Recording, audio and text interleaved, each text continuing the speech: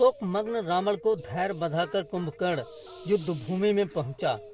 स्वर्ण कवच से सुसज्जित कुंभकर्ण ने हाथों में विद्युत के सदृश प्रकाशित भयंकर फूल उठा रखा था। लाखों चुने हुए सैनिकों को लेकर रणभूमि में पहुंचते ही उसने पृथ्वी को कंपा देने वाली भयंकर गर्जना की, जिससे अनेक वानर मूर्छित होकर पृथ्वी पर गिर पड़े।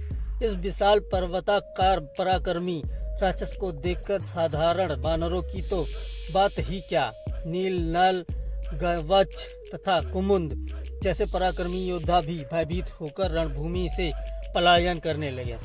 असंख्य वानर सैनिकों ने भी अपने इन सेना नायकों का अनुसरण किया। अपनी सेना को इस प्रकार प्राणों के भय से भागते देख युवराज अंगद ने ललकारा कहा, हे वानरों, क्या इस प्रकार शत्रु को पीठ दिखाना तुम्हें शोभा देता है?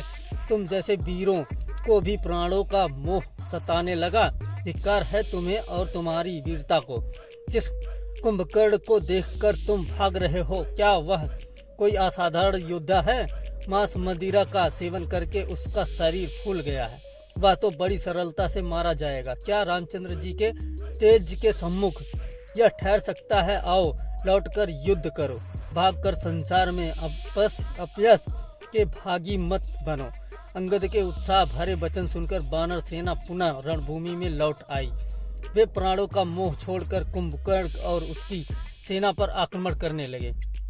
कुंभकर्ण भी अपनी विशाल गदा के प्रहार से वानर सेना को मार मार कर ढेर लगाने लगा। फिर भी शेष वानर वृक्षों तथा शिलाओं से राक्षस सेना का विनाश करने में जुट रहे। कुंभकर्ण उस समय साक्षात यमराज प्रतीत हो रहा था। वह वानरों को गाजर मूली की भांत काटकर ढेर लगाता जा रहा था। उसके चारों ओर हताहत वानरों के शरीर ही शरीर दिखाई दे रहे थे। क्रोध होकर द्विविद ने एक पर्वत के टीले को उठाकर आकाश के कुंभकर्ण के सिर पर मारा। कुंभकर्ण तो उस बार से बच गया, किंतु बहुत से राक्षस उसके नीचे दबकर मर गए। राक्षसों की इतनी भारी शक्ति से उत्साहित होकर वानरों ने दूने बल से राक्षस सेना का संहार आरंभ किया, जिससे संपूर्ण समर भूमि में रक्त की नदियां बहने लगी। अब कुंभकर्ण पर हनुमान भी आकाश मार्ग से पत्थरों की वर्षा करने लगे, परंतु उस पर इसका कोई प्रभाव नहीं पड़ा। वह अपने शूल से पत्थरों के टुकड़े टुकड़े करके इधर उधर छितरा रहा था। इस प्रकार अपने वार खाली जाते देख हनुमान ने एक नोकीला वृक्ष उखाड़कर कुंभकर्ण पर वार किया और उसका शरीर लहूलुहान कर दिया। उसने जब अपने शरीर से शोषित बहता देखा तो उसने वज्र के सदृश एक शूल पवन कुमार के मारकर उनकी छाती चीर दी। उसकी पीड़ा से वे व्याकुल हो गए, उनके मुख से रक्त बहने लगा। हनुमान की यह दशा देखकर राक्षस सेना ने जयनाद किया और वे तीव्र वेग से मार काट मचाने लगे। हनुमान को घायल होता देख गंधमादन, नील, ऋषभ, सरभ तथा गंधवाच पांचों पराक्रमी सेना नायकों एक साथ कुंभकर्ण पर टूट पड़े। इस संयुक्त आक्रमण का भी उस पर कोई विशेष प्रभाव नहीं पड़ा।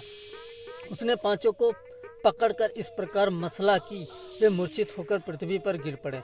अपने सेना नायकों को इस प्रकार मूर्छित होते देख वानर सेना एक साथ कुंभकर्ण से चिपट गई। वह इससे भी विचलित नहीं हुआ और मुक्कों से मार मार कर उनका सफाया करने लगा। सैकड़ों को उसने पूंछ पकड़ कर फेंक दिया और बहुत से वानरों को पैरों के तले रौंद दिया। जब उसके सम्मुख हनुमान, अंगद, नील, द्विविद, सुग्रीव जैसे वीर भी ना ठहरे सके और वानरों का अभूतपूर्व विनाश होने लगा तो सेना में भगदड़ मच गई। उन्होंने रामचंद्र जी के पास जाकर गुहार की, हे रघुवीर, कुंभकर्ण ने हमारी सेना को तहस नहस कर दिया है। हमारे बड़े बड़े सेनापति घायल हो गए हैं। वह यमराज की भांति हमारी सेना का घोर विनाश कर रहा है। ऐसा प्रतीत होता है कि वह हमारी संपूर्ण सेना को नष्ट कर डालेगा। इसलिए हम आपकी शरण में आए हैं। अब आप ही कुछ कीजिए, अन्यथा आज हमारी सेना का मानो निशान नहीं बचेगा। अपनी सेना की दुर्दशा का वृत्तांत सुनकर लक्ष्मण का मुख क्रोध से रक्तवर्ण हो गया। वे राम की अनुमति लेकर कुंभकर्ण से युद्ध करने के लिए चले। उनके पीछे पीछे वानर सेनापति भी जय घोष करते हुए चले। अपने सम्मुख लक्ष्मण को देखकर कुंभकर्ण ने हर्षनाद करते हुए कहा, लक्ष्मण, मुझसे युद्ध करने का तुम्हारा साहस देखकर मैं प्रसन्न हुआ। तुम अभी बालक हो और मैं तुम्हारा वध नहीं करना चाहता। तुम लौट जाओ और राम को भेजो, मैं उसका ही वध करूंगा। इस प्रकार से लक्ष्मण का निरादर करते कुंभकर्ण उस ओर दौड़ा जहां राम खड़े थे। कुंभकर्ण को अपनी ओर आते देख वे उस पर रौंद अस्त्रों से प्रहार करने लगे। जब इन अस्त्रों का उस पर कोई प्रभाव न पड़ा तो उन्होंने मयूर पंखों से सुसज्जित तीक्ष्ण बाण छोड़कर उसकी छाती फाड़ दी। इसकी पीड़ा से वह व्याकुल हो गया। उसके हाथों से गदा तथा अन्य अस्त्र छूटकर पृथ्वी पर गिर पड़े। जब रामचंद्र जी के आगे उसकी एक ना चली तो वह खिसियाकर मुक्को लातों और थप्पड़ों से वानरों को मारने लगा। इस पर श्री राम ने उसे फिर ललकारा और तीक्ष्ण बाणों से उसके शरीर को छलनी कर दिया। तब कुपित होकर कुंभकर्ण ने पृथ्वी से एक भारी शिला उठाकर रामचंद्र जी पर फेंकी, जिसे उन्होंने 7 बाण मारकर चूर चूर कर दिया। फिर तीक्ष्ण नोक वाले 3 बाण छोड़कर उसका कवच तोड़ डाला। कवच के टूटते ही वानरों ने फिर उस पर धावा बोल दिया। उनसे घायल होकर वह क्रोध में इतना पागल हो गया कि उसे अपने और पराये का भी ज्ञान न रहा। अपने वानरों और राक्षसों सभी को मारना आरंभ कर दिया। कुंभकर्ण की यह दशा देखकर राम ने उसे फिर ललकार कर कहा, अरे राक्षस, उन सैनिकों से क्या उलझ रहा है? इधर आकर मुझसे युद्ध कर। राम की ललकार सुनते ही कुंभकर्ण सामने आकर बोला, हे राम, बहुत समय से मैं तुम्हारा वध करना चाहता था। आज सौभाग्य से तुम मेरे सम्मुख आए हो। मैं खरदूषण विराध का कबंध नहीं हूँ, मैं कुंभकर्ण हूँ। मुझे अपने बल का परिचय दो। कुंभकर्ण की ललकार सुनकर रामचंद्र जी ने अनेक अग्नि बाण एक साथ छोड़े, परंतु उन्हें कुंभकर्ण ने मार्ग में ही नष्ट कर दिया। इस पर उन्होंने वायव्य बाण छोड़कर उसकी एक भुजा काट डाली। भुजा कटने पर क्रोध और पीड़ा से गर्जता हुआ भी वह वानरों का संहार करने लगा। इस भीषण मारकाट से भयभीत होकर वानर त्राहिमाम करते हुए रामचंद्र जी के पीछे जाकर खड़े हो गए। तब रामचंद्र जी ने यंद्र नामक बाण से उसकी दूसरी भुजा भी काट डाली। फिर उन्होंने अर्धचंद्रकार बाणों से उसके दोनों पैर काट डाले।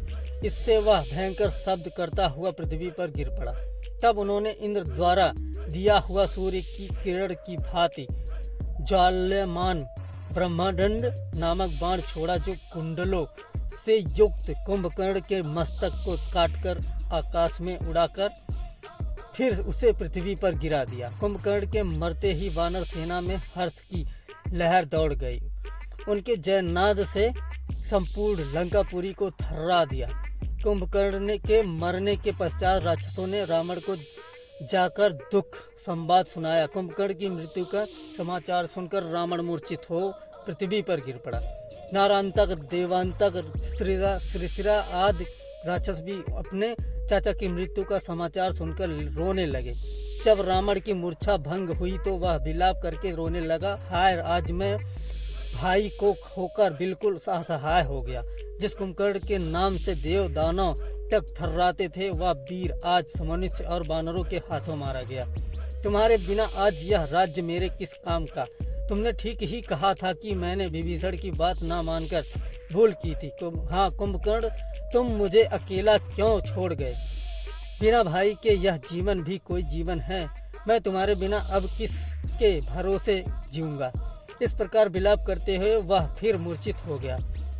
जब रावण को फिर सुधि आई तो त्रिशिरा ने उसे धैर्य बंधाते हुए कहा, पिताजी, चाचा जी के मरने का आप इतना शोक क्यों करते हैं? उन्होंने तो शत्रु के छक्के छुड़ाने के पश्चात ही वीर गति प्राप्त कर ली थी। अभी आपको निराश होने की क्या आवश्यकता है? आपके पास तो ब्रह्म की दी हुई शक्ति है, उसी से आप सेना सहित राम का नाश कीजिए। हम सब भी आपके साथ चलेंगे। आप अभी शोकाकुल हैं, विश्राम कीजिए। हमें रणभूमि में जाने की अनुमति दीजिए। त्रिशिरा के इन वचनों को सुनकर रावण को कुछ धैर्य बंधा और उसने अपने पुत्रों को युद्ध में जाने की अनुमति दे दी।